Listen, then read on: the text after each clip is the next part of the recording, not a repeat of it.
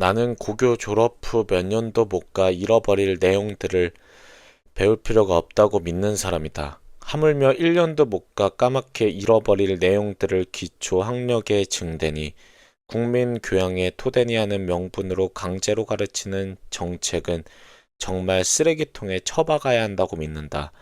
배운 사람이나 안 배운 사람이나 1년 후에는 똑같은 상태를 보일 텐데 그걸 가르치는 이유는 도대체 무엇일까? 그 어느 나라 교육에도 기득권층이 있다. 예를 들어 어떤 과목을 고교 과정에서 학생들이 임의로 선택하는 과목으로 선정하려고 할 때 가장 반대가 심한 집단은 당연히 그 과목을 전공한 학자들이거나 교수일 것이다.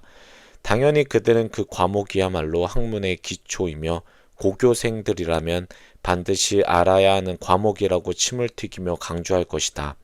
마치 그것을 안 배우면 삶의 질은 물론 국민의 교양이 떨어지게 되는 양 말이다. 결국 기득권자들의 입김에 그 과목은 고교 과정에서 여전히 강제적으로 배워야 하는 필수 과목으로 남게 된다. 내가 감히 말할 수 있는 것은 고교 과정에서 학생들이 배우고 있는 대부분의 과목들은 그 과목과 관련된 분야로 진출하지 않을 99.99%의 학생들에게는 그 10만 분의 1만 배워도 충분한 내용들이라는 것이다. 즉 0.01% 미만의 학생들이 그 과목을 전공하게 되고 바로 그 극소수를 가려내고자 기득권자들은 자기 밥그릇이 적어지기 때문인지 모든 학생들이 그것을 배워야 한다고 입에 개거품을 문다. 실례를 들어보자.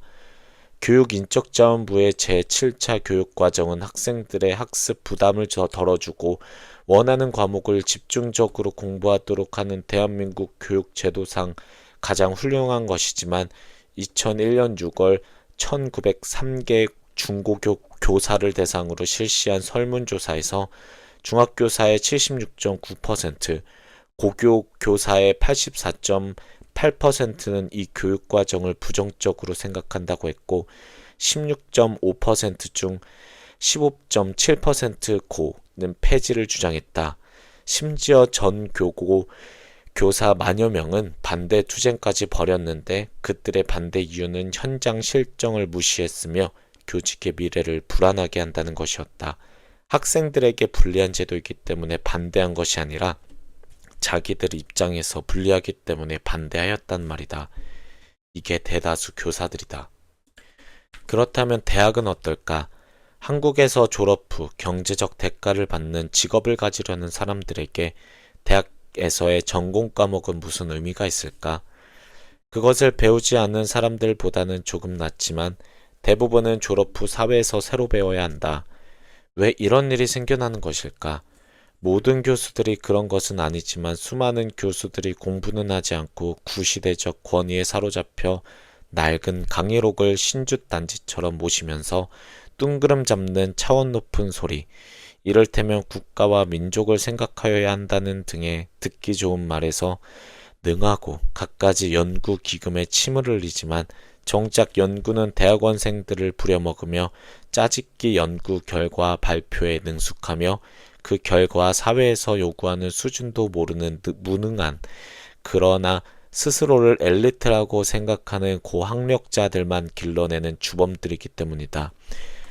대학에서의 전공에 대하여서는 전공은 취직하는 데 있어 어떤 역할을 하는가, 전공은 실전에서 어떤 의미가 있는가에서 참조. 잠시 옆길로 나가자. 대학에 대한 나의 혹평에 대하여 혹자는 이렇게 말할지도 모른다. 대학은 출세지향주의를 가르치는 비인격적 장소가 아니라 인간을 기르는 곳이다. 학교는 학생들에게 냉혹한 적자생존의 사회 논리에 맞춰 싸울 수 있는 병사들을 훈련시키는 곳도 아니고 이 사회에서 혼자 잘 먹고 잘 사는 법을 가르치는 곳도 아니다. 직장인을 길러내는 학원도 아니다. 학교는 홍익인간의 이념을 바탕으로 공동체 정신과 교양을 길러주는 곳이다. 또한 순수 학문을 시장 논리로 평가하면 안 되며 특히 대학원은 돈을 더 벌려고 가는 곳이 아니다. 학문을 향한 열정을 바치고자 가는 곳이다. 그런 말을 들을 때 나는 이렇게 반박하고 싶어진다. 귀신 씻나락 까먹는 소리 하고 있네. 대학을 안 나오면 인간이 되지 못하나 보지? 인간이 되고자 대학에 진학하는 학생이 한 명이라도 있다면 내게 데리고 와라. 너 직업이 교수지? 언제나 실력 없는 교수들이 그런 말을 그림같이 늘어놓는다는 것을 내가 안다. 학교에서 인간을 길러? 대학이 무슨 청학동 서당이냐? 학연과 연줄로 줄줄이 엮여 있는 그 집단에서 인간을 길러? 연구비 한 푼이라도 더 타다가 연구는 뒷전으로 미루고 자기 호주머니에 집어 넣으려는 놈들이 뻔히 있는데 학문을 향한 열정? 아이고 장하다. 그래서 우리나라 대학들이 그렇게 세계적으로 수준이 열등한 거냐? 한번 강단에 발을 넣으면 99%가 그 교수직을 평생 유지하는 해병대 논리를 고수하여 왔던 집단이 무슨 홍익인간이니 뭐니 개소리냐. 순수 학문을 시장 논리로 평가하면 안 된다고? 맞다. 하지만 이것 하나는 기억해라.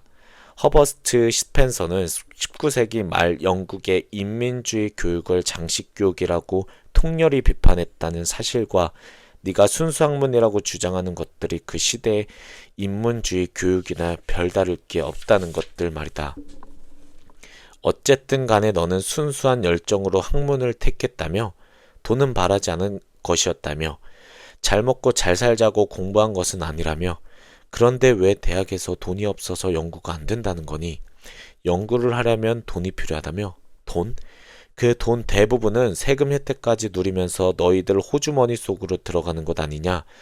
결국 연구를 더 해야 하는데 돈을 안 주니까 안 한다는 말밖에 더 되네요. 손님이 많아야 너희 지위가 안정되니까 이 사회에서 별 의미도 없는 대학원으로 학생들을 고득이고 학점과 논문 통과를 무기로 학생들을 노예처럼 부리는 집단 역시 너희 아니냐. 일부만 그렇다고? 정말? 사족. 나는 고려대 같은 학교에서 실시하는 교수평가 제도를 아주 좋은 제도라고 믿는다. 교육계에 대한 내 불만은 이쯤에서 그치자. 오해하지 말라. 학교 교육에 그 어떤 문제가 있다 할지라도 공부를 대단히 잘하는 사람들에게는 나름대로 성공과 부를 잡을 수 있는 길이 분명히 존재한다. 아니 부자가 되지 못할 수는 있어도 적어도 가난해서 분명하게 탈출할 수는 있다. 첫째, 이 사회로부터 기회를 얻느냐 못 얻느냐는 갈림길의 방향이 일단은 학력과 학벌에 의하여 결정되기 때문이다. 이를 배워 독립을 하려면 우선 어떤 조직이나 정보 공유 집단 속에 들어가야 하는데 학력이 너무 낮으면 그 문턱에 접근조차 하지 못하는 경우가 허다하다. 초등학교만 나온 어떤 사람이 고생 끝에 거대한 전기회사를 설립하였고 사원 모집 광고를 냈다. 초등학교만 나온 다른 사람이 사장 역시 초등학교만 나왔다는 사실에 용기를 얻어 그 회사에 입사 지원 원서를 냈다. 하지만 서류에 불합격 처리되었다. 이에 화가 난 그는 회사 사장을 방문하여 항의하였다. 저는 초등학교만 나왔습니다. 사장님도 그렇지 않습니까? 사장은 이렇게 말했다. 나는 초등학교만 나온 사람을 무시하는 것이 아니다. 나는 사람의 능력이 학력과 비례한다고는 생각하지 않는다. 그러나 당신에게 능력이 있는지 없는지, 당신이 에디슨인지 아닌지를 판가름하고 기다릴 시간이 나에겐 없다. 시간을 절약하기 위하여 결국 우리는 1차적으로 검증된 사람을 채용할 수밖에 없다. 한국에서만 이런 것이 아니다. 전 세계 어디서나 인류 대학을 나오면 이른바 좋은 직장을 얻을 수 있다. 기득권 사회에서 학벌을 중시하는 이유는 그것 말고는 일을 잘할 수 있는지의 여부를 판가름할 방법이 없기 때문이다. 다시 한번 강조한다.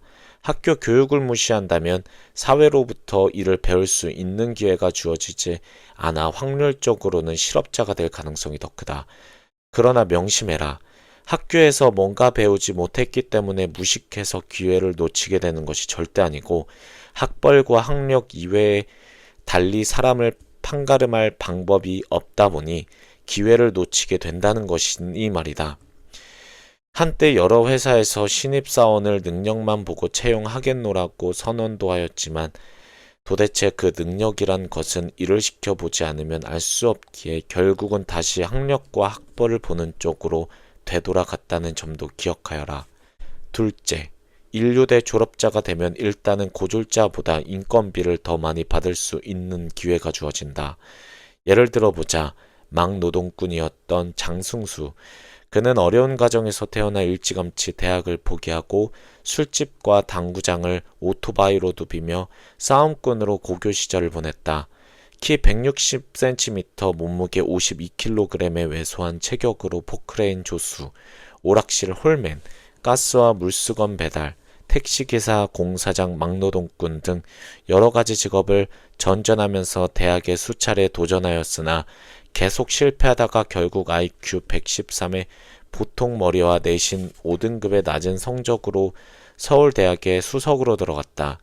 오래전 그가 쓴 책 제목이 공부가 가장 쉬웠어요. 중고등학교 학생들은 읽어라. 지금은 이미 대학을 졸업하고 사법고시에 합격했다고 하였으므로 그가 적어도 예전보다는 많은 보수를 받는 일을 할 기회를 주게 될 것임은 분명하다.